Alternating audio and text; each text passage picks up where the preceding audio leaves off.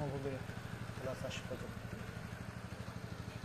সমভূমির তুলা চাষে ভালো জমি নির্বাচন প্রয়োজন। তুলা গাছ জমিতে দাঁড়ানো পানি সহ্য করতে পারে না, তাই তুলা চাষের জন্য উপযুক্ত হচ্ছে উঁচু জমি, যেখানে বটরা বা বৃষ্টির পানি 6-8 ঘন্টার বেশি জমে থাকে। এমন জমি তুলা চাষের জন্য নির্বাচন করতে হবে। গাছের শিকড় বিস্তৃতিতে সুবিধাযুক্ত উত্তম নিষ্কাশিত মাটি তুলা চাষের উপযোগী। তুলা চাষের জন্য উৎকৃষ্ট হচ্ছে বেলে দোআঁশ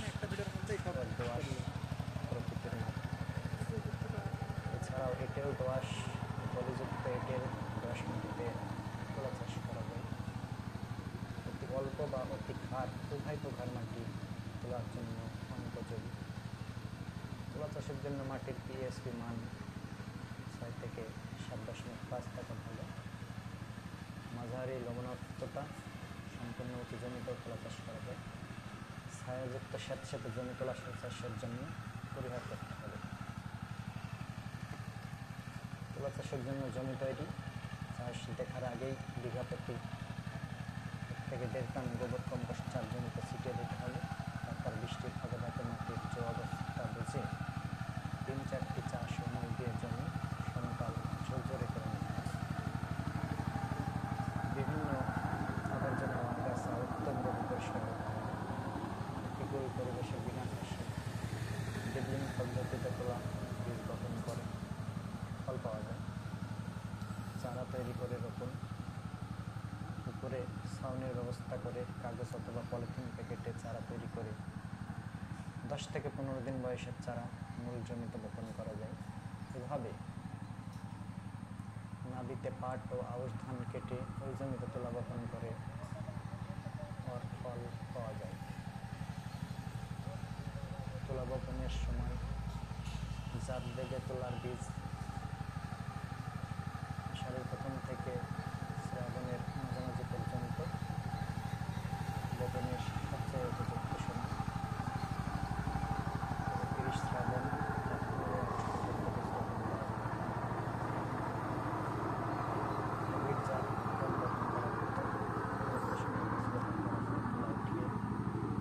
সহজেই বড় ধান, আলু, গম, ভুট্টা ও সবজির মতো উচ্চমানের ফসল আবাদ করা যায়।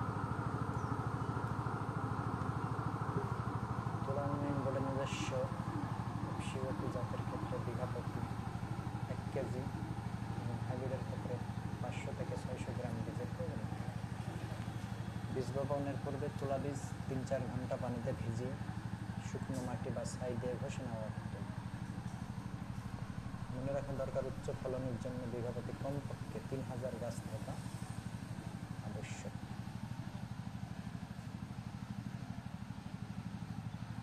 বপনের পূর্বে তোলা বীজ একটি পাত্রে নিয়ে তাতে প্রতি কেজি বীজের জন্য 5 গ্রাম গাউস কনফিডর একতারা কীটনাশক সামান্য পানি দিয়ে বীজের গায়ে মিশিয়ে নিতে হবে, যাতে কোনো অতিরিক্ত পানি না থাকে। অতঃপর ছায়ায় 40 থেকে 50 মিনিট শুকিয়ে নিয়ে বপন করতে হবে। বপন পদ্ধতি: তোলা বীজ সারিতে বপন করতে হবে।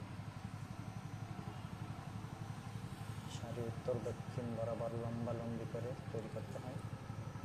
উপযুক্ত সময়ে বীজ বপন করা হলে সব জাতের ক্ষেত্রেই সারি থেকে সারি 90 সেন্টিমিটার এবং গাছ থেকে গাছের দূরত্ব 45 সেন্টিমিটার বজায় রেখে বীজ বপন করতে হয়।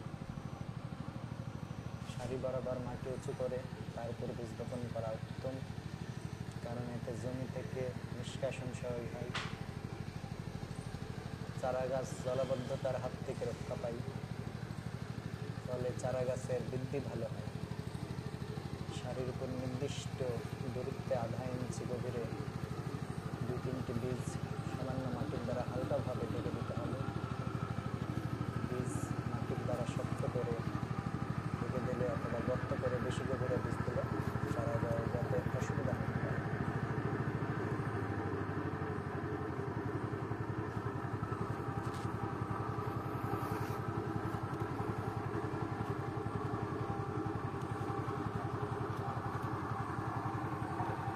বীজ বপনের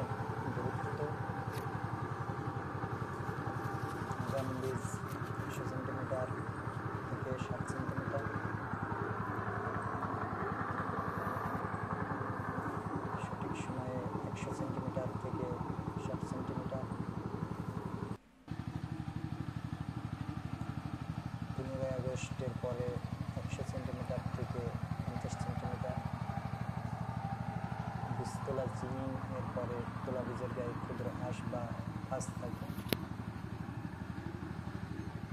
সেজন্য একটি বীজ থেকে অন্যটি সহজে আলাদা করা যায় না। বপনের সুবিধার জন্য তোলা বীজ 3-4 ঘন্টা পানিতে ভিজিয়ে নিয়ে তার ঝরঝরে মাটি বা শুকনা গোবর অথবা সাইডে এমনভাবে ঘষে নিতে হবে যেন আঁশগুলো বীজের গায়ে লেগে যায় এবং একটা হাতে অন্যটা সহজেই আলাদা হয়ে যায়। তবে জমিতে পর্যাপ্ত রস থাকলে তোলা বীজ পানিতে না ভিজিয়ে বীজ আলাদা করতে হবে। তুলা উন্নয়ন বোর্ড কর্তৃক গবেষণার মাধ্যমে উদ্ভাবিত 19টি সমভূমির তোলার জাতের মধ্যে বর্তমানে 18টি উচ্চ ফলনশীল তোলার জাত এবং একটি হাইব্রিড জাত এবং বেসরকারি পর্যায়ে 2টি সিড কোম্পানি কর্তৃক আমদানিকৃত হাইব্রিড জাত দেশের বিভিন্ন অঞ্চলে চাষাবাদ করা হচ্ছে। তুলা উন্নয়ন বোর্ড কর্তৃক গবেষণার মাধ্যমে উদ্ভাবিত 19টি সমভূমির তোলা জাতের মধ্যে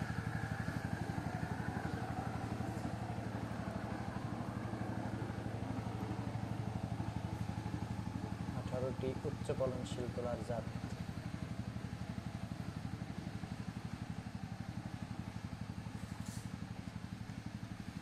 তুলা গাছে সার প্রয়োগের নিয়মাবলী।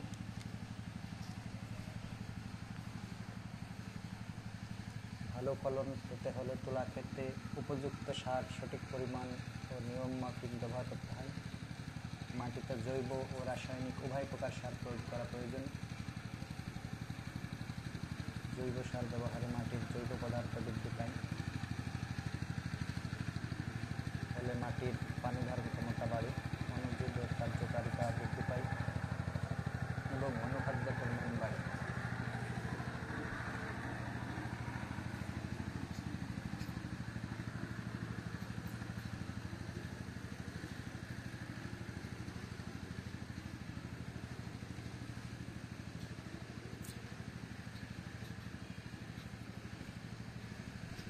অন্তর্বর্তীকালীন পরিচর্যা: শূন্য স্থান পূরণ, গ্যাপ ফিলিং, চারা পাতলাকরণ ও আগাছা দমন, গোড়া মাটি দ্বারা বেঁধে দেওয়া, সেচ ও নিষ্কাশন, অঙ্গ ছাঁটাই ও ডগাকর্তন, রগিং বা অবাঞ্ছিত জাতের গাছ তুলে ফেলা।